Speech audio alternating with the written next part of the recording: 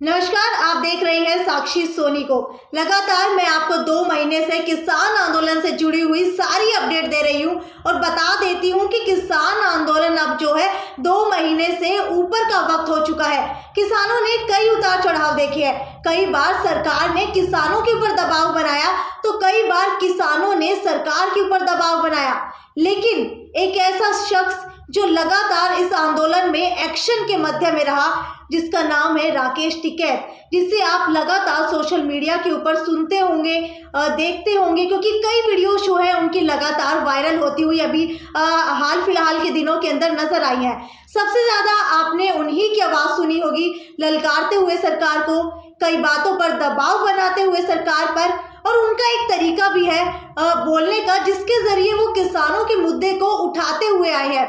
तो चलिए जरा आज हम आपको राकेश टिकैत के बारे में बताते हैं कि आखिरकार उनका राजनीतिक बैकग्राउंड क्या है, किसान नेता के रूप के अंदर वो किस तरीके से उभरे और कैसे किसान नेता के तौर पर जो है वो पश्चिम उत्तर प्रदेश के अंदर लगातार जो है उभरते हुए नजर आए। आपको बता देती हूँ कि राकेश टिकैत की एक वीडियो वायरल हुई थी आंदोलन के दौरान, और उस दौरान जो है राकेश टिकैत ने ये तक कह दिया था कि अगर सरकार हमारी बात नहीं मानती है तो हम आत्महत्या कर लेंगे।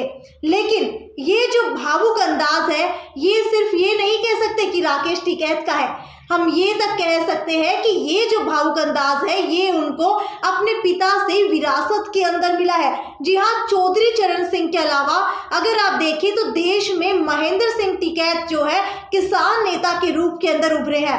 एक ऐसा किसान नेता जिसके आवाज पर लखनऊ से लेकर दिल्ली तक सारे किसान नेता इकट्ठे हो जाते थे और सरकार को कई मुद्दों पर झुकने के लिए मजबूर करते हुए भी अक्सर नजर आया करते थे। महेंद्र सिंह टिकैत, जी हाँ, महेंद्र सिंह टिकैत का दबदबा पूरे उत्तर प्रदेश में था। आप सोचिए, दिल्ली में जब आंदोलन करते थे तो राज्य सरकार हो या केंद्र सरकार उनकी बात मानने के लिए मजबूर हो जाया करती थी, क्योंकि सरकार को पता था कि उनकी एक आवाज पर सभी किसान नेता इकट्ठे हो जाएंगे और फिर सरकार के लिए मुश्किलें जो है वो ज्यादा बढ़ जाएंगी। महेंद्र सिंह टिकैत, अगर उनकी बात की जाए तो वो लंबे समय तक भारतीय किसान यूनियन के अध्यक्ष के तौर पर रहे। उनका बहुत सम्मान था किसान समुदाय के अंदर। महेंद्र सिंह टिकैत के आपको बता देते हैं कि 4 बेटे थे। जी हाँ, हालांकि महेंद्र सिंह टिकैत के 4 बेटे थे, लेकिन 2 बेटे ही जो है अभी आपको उभरते हुए नजर आते होंगे। पहला है नरेश टिकैत और दूसरे हैं राकेश टिकैत। लेकिन आपको बता देती हूँ कि नरेश सबसे बड़े बेटे हैं और अगर राकेश की बात की जाए तो वो उनसे छोटे बेटे हैं। लेकिन अगर राकेश की बात की जाए तो विरासत जो है वो नरेश टिकैत को सौंपी गई, क्योंकि अक्सर ऐसा होता है कि जो बड़ा बेटा होता है विरासत उसी को सौंपी जाती है। और अगर राकेश टिकैत की बात की जाए तो उन्हें राष्ट्रीय प्रवक्ता के तौर के ऊपर रखा गया, क्योंकि महेंद्र सिंह टिकैत जो है 2011 के अंदर कैंसर की वजह से अपनी जान गंवा चुके थे। ये कैसे हुआ, इसके पीछे की भी पूरी कहानी है जो मैं आपको बताऊंगी कि राष्ट्रीय प्रवक्ता के तौर के ऊपर राकेश टिकैत कैसे बने और उभरे। दरअसल ये बात है 90 के दशक में। इससे पहले 1985 में दिल्ली पुलिस में राकेश टिकैत ने नौकरी की थी। और अगर बात की जाए 90 के दशक की तो उस समय जो है महेंद्र सिंह टिकैत जो उनके पिता है वो लाल किले के ऊपर आंदोलन कर रहे थे। लेकिन उस समय उनके पिता आंदोलन कर रहे थे, लेकिन राकेश टिकैत के ऊपर दबाव बनाया गया कि वो अपने पिता को इस आंदोलन से हटने के लिए कह दें।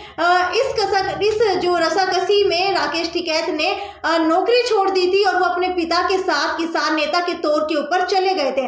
इसके साथ उनकी छवि बहुत प्रसिद्ध हुई, जिसे कहते हैं वोकल, यानी कि एक तरीका है उनका आक्रामक। उस आक्रामक तरीके की वजह से वो लगातार उस समय के बाद उभरते हुए नजर आए।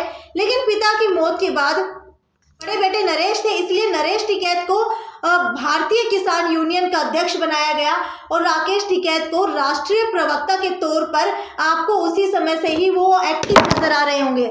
वो ये भी बता देते हैं कि भले ही मुखिया के तौर के ऊपर नरेश टिकैत क्यों ना फेमस हो, मुखिया के तौर के ऊपर नरेश टिकैत की ही बात क्यों ना मानी जाती हो, लेकिन राष्ट्रीय प्रवक्ता के तौर के ऊपर राकेश टिकैत भी कम नहीं है, क्योंकि पार्टी के जो भी मुख्य फैसले लिए जाते हैं वो राकेश टिकैत भी जो है बढ़ चढ़कर उसके अंदर हिस्सा लेते हैं और उनकी भी वहां पर मानी जाती है। अच्छा, राकेश टिकैत ने अपने आप को सिर्फ किसान यूनियन से ही जोड़कर नहीं रखा हुआ। राकेश टिकैत ने 2 बार राजनीति के अंदर अपनी किस्मत आजमाई। जी हाँ, 2 बार अपनी किस्मत आजमाई थी। पहली बार तो उन्होंने मुजफ्फरनगर की खतौली विधानसभा सीट से निर्दलीय चुनाव लड़ा था, जहां वो हार गए थे और उन्हें हार का सामना करना पड़ा था।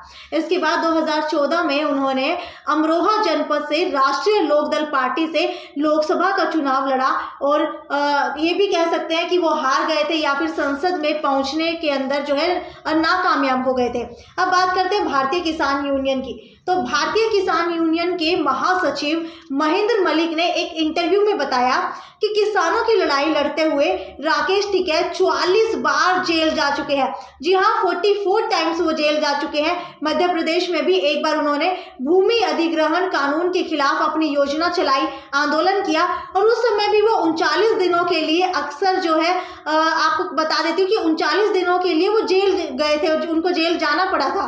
गन्ने की फसल का मूल्य सही मिले, इसके लिए वो दिल्ली से संसद भवन के बाहर भी आंदोलन कर चुके हैं कई बार। किसान परेड के दिन हुई हिंसा पर दिल्ली पुलिस ने उन्हें नोटिस भेजा था। हालांकि मामला भी दर्ज हो चुका है, लेकिन क्योंकि वो अपने आक्रामक रूप के कारण फेमस है, तो उसके बाद भी वो आज भी जो है किसान आंदोलन जो दिल्ली के अंदर चल रहा है उसके अंदर सरकार को लगातार ललकारते हुए नजर आए। तो ये तो हमारी यहाँ तक की रिपोर्ट थी। मैंने आपको राकेश टिकैत के बारे में बताया, जो हालांकि अभी उभरते हुए नेता सामने आ रहे हैं। उस समय में आपके सामने किसान आंदोलन से जुड़ी हुई एक और अपडेट लेकर के आऊंगी। तब तक जुड़े रहिए सिटी बिग न्यूज पर। ये थी साक्षी सोनी की रिपोर्ट। नमस्कार।